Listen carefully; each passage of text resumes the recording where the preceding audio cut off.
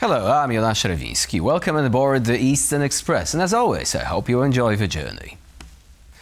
Bulgaria is a member of the European Union and NATO, which means it is supposed to be part of the political and security architecture designed to keep Russian power out of Europe. And yet, when it comes to Moscow's influence networks, Bulgaria's leaders often behave less like a defensive wall and more like an unlocked side door. And this is not because Bulgarians secretly long for Kremlin rule, nor because the country is uniquely sympathetic to authoritarianism. Instead, weak institutions, chronic political paralysis, and deeply entrenched corruption have created a system where Russian money, narratives, and interests can move freely, embed themselves, and shape outcomes without ever needing to openly confront the state. This time around, we're taking a look at Sofia's Moscow connections, especially those of the recently resigned President Rumen Radev. Here is a look at our latest report. In a special address on January 19th, Bulgarian President Rumen Radev announced his resignation within months of upcoming parliamentary elections. His resignation marks the first time a Bulgarian president has stepped down from office since the collapse of communist rule in 1991. In the interim, Vice President Ilyana Yotova assumed the role of president until new elections are held. This comes amid civil unrest and economic changes that have rocked Bulgaria since late last year. The country was hit by a wave of anti-corruption protests in November and December, prompting the previous center-right government to resign. The country, already in a state of polarization and political unrest, also formally adopted the euro on January 1st, drawing mixed reactions from its citizens. Radev has blamed what he called a pernicious model of governance in Bulgaria as the source of poverty, civil discontent, and distrust in political institutions. Today's political class betrayed the hopes of Bulgarians by compromising with the oligarchy. Two-thirds no longer vote, and a new public contract is needed. Our democracy will not survive if we leave it to corrupt individuals, appeasers, and extremists. With general elections scheduled to take place in March or April, Radev has said he may run for parliament. Reports have also surfaced that he may form a new political party if he does choose to run. Until new parliamentary and presidential elections take place, Bulgaria will continue to remain in political limbo. And now, let's focus on the East-splaining portion of our show. Former President Radev was a divisive figure in Bulgaria. Despite his January resignation as president, rumors are circulating that he may be planning a run for parliament. Let's take a closer look at Rumen Radev and the role he played in Bulgaria's political landscape.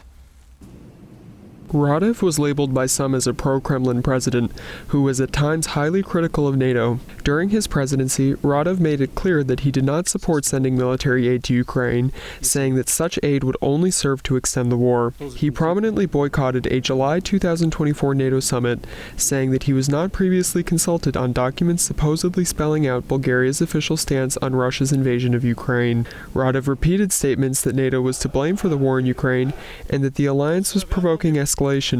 Experts say that the role of the President of Bulgaria, as well as their daily governance, is largely ceremonial. However, with Radev hinting at a new bid for parliament, the former president may be seeking new, more practical and functional power amid a large political reshuffle. And now, as always, it's time to take a look at the issue in greater detail. If you wanted to design the perfect EU member state for Russian influence operations, you'd probably end up with something that looks close to Bulgaria. A revolving door of governments, strategic energy dependence, and a political culture where accountability is optional. This year, Bulgaria is heading towards its 8th snap election since 2021. 8 elections in less than 5 years signals voter exhaustion, and exhaustion is fertile ground for external influence. When voters stop believing that elections produce outcomes, they become more receptive to actors who promise stability, order, or simply someone to blame. Now, Russia has been very happy to provide all three. What makes Bulgaria particularly vulnerable is not ideological alignment with Moscow. Pro-Russian attitudes are not confined to the far right, you see. They appear on the left, among post-communist nostalgics, and even within the political center, often expressed as neutrality, pragmatism, or national interest. These euphemisms matter because they normalize the idea that Russia is not a threat, but merely another partner whose behavior should be politely ignored. The Kremlin has exploited long-standing cultural narratives to sustain this ambiguity. The myth of Russia as Bulgaria's historic liberator from Ottoman rule still carries emotional weight. Add to that Slavic identity, Orthodox Christianity, the Cyrillic alphabet, and decades of communist-era political socialization, and you have a ready-made emotional infrastructure for soft power. While public attitudes towards Russia have worsened since the invasion of Ukraine, Bulgaria still records some of the highest levels of Putin approval in all of the European Union. This cognitive dissonance is not accidental. It is the result of sustained disinformation layered onto declining trust in institutions. As faith in the state erodes, misinformation does not need to persuade, it only needs to confuse. And on top of that, Russia's most effective lever in Bulgaria is control of its strategic assets, especially energy. Lukoil's dominance of Bulgaria's oil sector naturally carries political leverage. From ports and refineries to storage, transportation and fuel supply for the police and military, Lukoil's footprint effectively constitutes a parallel energy state. Its oil terminal at Rozenets has functioned for years as a de facto extraterritorial enclave, shielded from any meaningful oversight. Through legal loopholes, Russian oil continued to flow through Bulgaria long after sanctions were imposed elsewhere. The result was simple: billions in revenue for a Russian state-owned company during an active war of aggression. Though he is no longer in office, the recently resigned President Radev, while personally popular, has repeatedly amplified pro-Russian talking points and appointed ministers whose decisions aligned neatly with Russian interests, particularly in energy and defense. Bulgaria is not a lost cause, but it is a warning. EU and NATO membership alone does not immunize a state against Russia's meddling. And now, here to shed more light on the issue is Swasimir Domaracki, political scientist from the University of Warsaw. Hello and welcome to Eastern Express. Thank you for the invitation. So the situation in Bulgaria is rather peculiar. We've got yet another general election coming up. Can you give us a brief overview of how we actually got here and who are the main actors on the political scene? Well, one could say co-responsible for this whole situation. Well, indeed, although it will be a challenge to do it within a couple of minutes, but what we need to know is that since January of last year, we had a stable coalition government consisted of three parties, Boyko Borisov's party GERB, together with the Bulgarian Socialist Party and the party of the showman Slavi Trifonov, There Is Such a Nation. These three parties were backed silently at first by one of the two post-Movement for Rights and Freedom parties that appeared after Delian Peevski's effort to divide this party. And until April of last year, this government, because in practical terms it is a minority government, because the three coalition partners don't have the necessary majority, but was silently backed by one political party, that was the Alliance for Rights and Freedoms, but then they withdrew and they were replaced by the party Movement of Rights and Freedoms New Beginning, which is owned by Delian Peevski, the notorious tycoon sanctioned by the United States under Magnitsky law. And this government actually had a very stable support, and I think that what really brought the popular frustration against it was the fact that it not only tried to stabilize the political situation, but more importantly, to restore the pattern of doing politics that was typical for Bulgaria until 2020, 2021.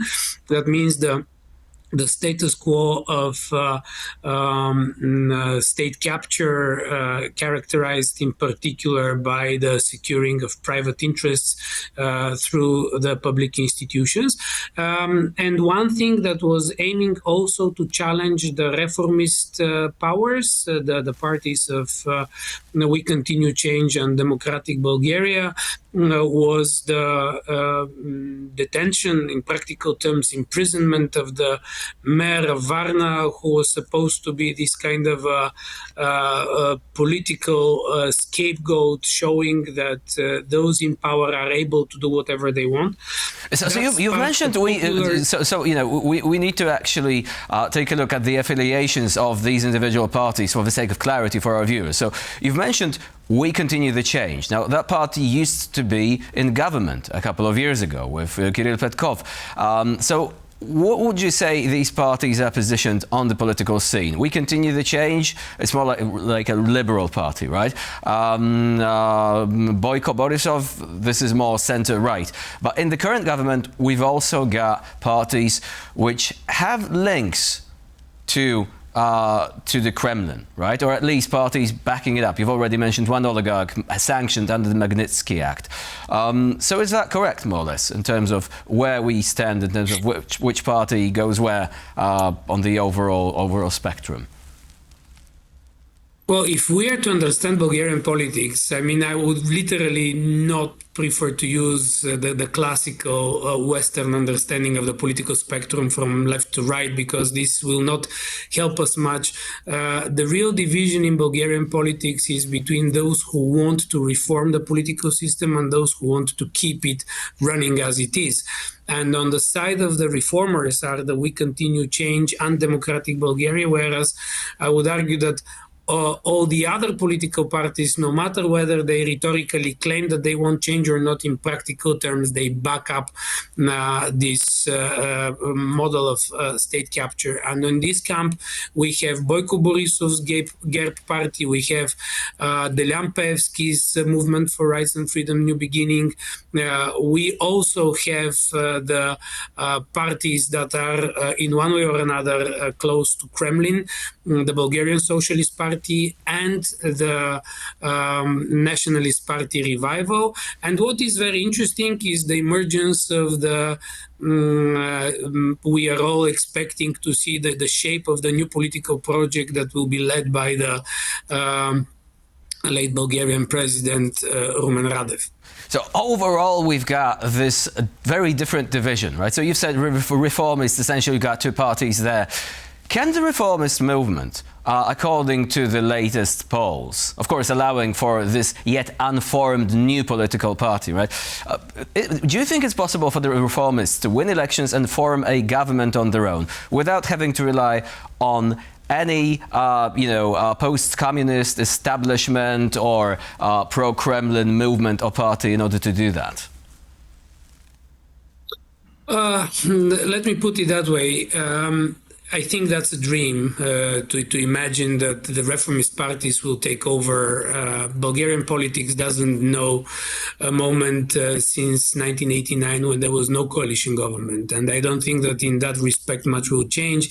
We are observing a very interesting trend since the December protests, the elections. It was just announced that will be held on 19th of April, which means that for almost for 5 months, almost half a year, we still have those that people went to protest against in power, and this is not by chance. It is a conscious adaptation of the political reality to come up with the most favorable possible results for the parties being in power.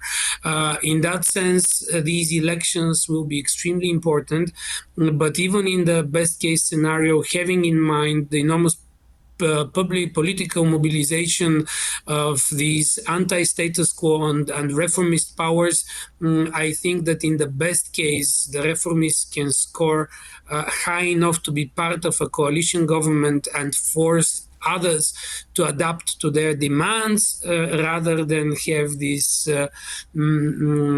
beautiful imagination of an all reformist political turn in Bulgaria.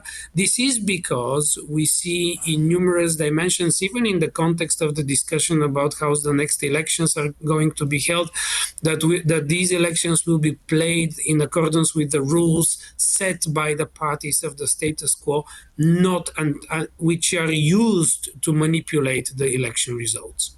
So that sounds like a sober message for all those who would like to see reforms in Bulgaria. Now, Rumen Radev, you've mentioned that he might be forming a new movement. There are some reports suggesting that he will not be doing that before the elections, but after that. Before that, he might join one of the existing forces. But either way, do you think that he is likely to be sort of like, the kingmaker, given that he seems to be quite popular in Bulgaria? Outside Bulgaria, he is known for other controversial views on the European Union, NATO, and of course Russia. Well, let's put it that way. Rumen Radev is positioned to be the next messiah. His main aim is to make sure that the reformist vote will be weakened.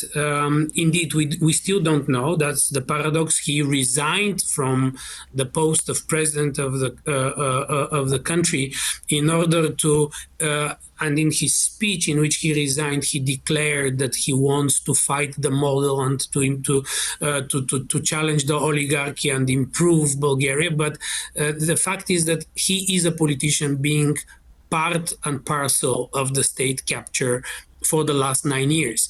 Now, and since 2020, 2021, he always blinked to the protesters, trying to side with them because this is the tactic of the status quo, to take over the protests and to kidnap them. Let's remind our viewers that in 2021, the new face in Bulgarian politics was Slavi Trifonov, the showman who stepped in, and actually during the secondary elections that took place in 2021, he won the most of the vote, and that was kind of the political answer to the people's expectations for a change. Now he is, there are huge doubts whether his political party will make it to the next parliament.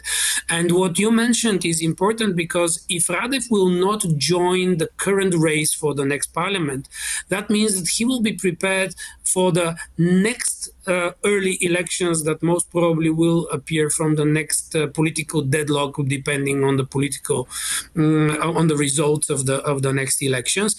No matter whether he will participate now or he will join after the next elections, his role is to do two things. The first one is to try to weaken as much, to create an alternative for the reformists, and secondly, to make sure that the interests of the status quo are secured. He tries to position himself as a reformist, and he might be a possible political partner for the reformists, which, however, will not make in any way the pursuit of reforms in Bulgaria easier. Słasimir Dąbrowski was our guest today here on TVP World. Thank you very much for joining us and for sharing your insight. Thank you.